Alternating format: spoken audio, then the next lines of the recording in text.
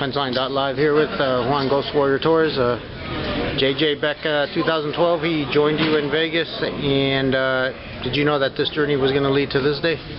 We were definitely hoping, and we were hoping for a lot sooner, but it just didn't present itself. He was doing good in the amateurs, and we never really got around to being pro. I never wanted him to fight, so the more he backtracked his professional career, the better for me, because I never wanted him in there, but he's here and we got to deal with it.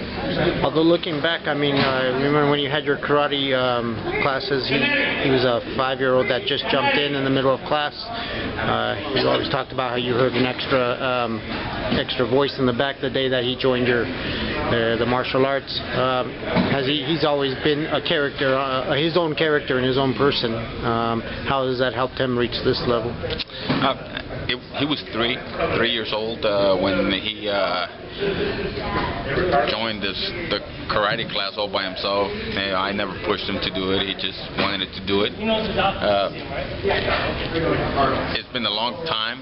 He reached black belt under our system, Torres MMA Sport, and he also is a blue belt in Jiu-Jitsu with Carlson Gracie, Steve Pellegrino, Master Ricardo in Las Vegas, Nevada. So I'm just happy that he's following what he really wants to do. How much different has it been since you relocated to Tahoe and having him train back at the altitude level and around his environment? Moving back, it's night and day. Vegas is not for everybody, and it was definitely not for us. We grew up here. He was born here in Tahoe, and he always did best up here. And I mean, you can't beat the heavenly atmosphere that Lake Tahoe brings to the picture. Yeah. The constant questions about maybe the pressure of him being your son or you being his father. What does he do to deal with that and stay focused on his own path? The legacy, the name, and my own legacy is the world on his shoulders. The burden of carrying our name and the burden of carrying the legacy of the Torres family is a big pill to swallow. So he's definitely dealing with it, the best he can. But everybody expects nothing but greatness out of him because of my background and what I've done, my past. So he definitely is taking care of business the way he's supposed to. All right. Hey, what for the fans that don't know, what goes on now after the weigh-in in that 24-hour period before tomorrow? Well, you know better than anybody else. This is it. The initial weigh-in, he was 0.2 over, so he ran around spinning, left and right, and he made weight. Now it's just relaxing, and the hard part is definitely done. He's done a lot of hard work. I've never seen him this determined to prepare for a fight. So the initial weigh-in is official and it's done, and now he gets to relax and come and have fun tomorrow. And what do you do as a trainer to keep him composed and not allow him to? A lot of pro debuters get so anxious and nervous and they come out. Whatever the strategy is, whether it's to start fast or slow, what do you do to control his pace and maybe the nerves leading up to tomorrow? With my son, it's different because he's been in the family business, beating people up for money for a long time.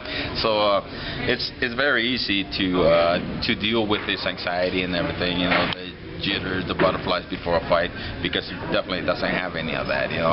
He knows that he trusts the work that he's put in at the gym. He trusts the expertise that he has to go up in the ring and do his thing. Ring, cage, it doesn't matter. He's ready to go. 20 amateur fights, that's kind of more than most. I mean, you see people after 1 or 2 fights out turning pro in MMA. How much is that experience going to work in his favor? Oh, it definitely works in anybody's favor. You, as a as an amateur boxer before you turn pro, you know that you gotta have that experience. You gotta. Maybe that's why he doesn't get all nervous, you know, because he's been there many times before. So whether it's pro or amateur, it doesn't matter. The punches hurt the same. The only difference is you get paid for this, you know. And the difference in the nerves when you fought as opposed to now watching your son. Oh, 100 times fold. I'd rather be doing it than myself. Yeah. And then if this all ends up leading to someday his plaque joining you in the Walk of Champions back in Tahoe, what would that mean? Well, that would be great. I mean, it's a bittersweet thing that happened. You know, I go through there and I feel like, you know, I'm still alive, but I come to visit my tombstone. But it's great to know that the city of Lake Tahoe, you know, recognizes me for what I did for it. Yeah. And then any closing thoughts then for the fans? Or out there still tickets available? Or? Tomorrow night there's plenty of tickets available. Go online, order them, use JJ's code so that he gets credit for his people in attendance. What is JJ's code? It is on Facebook. Oh, okay.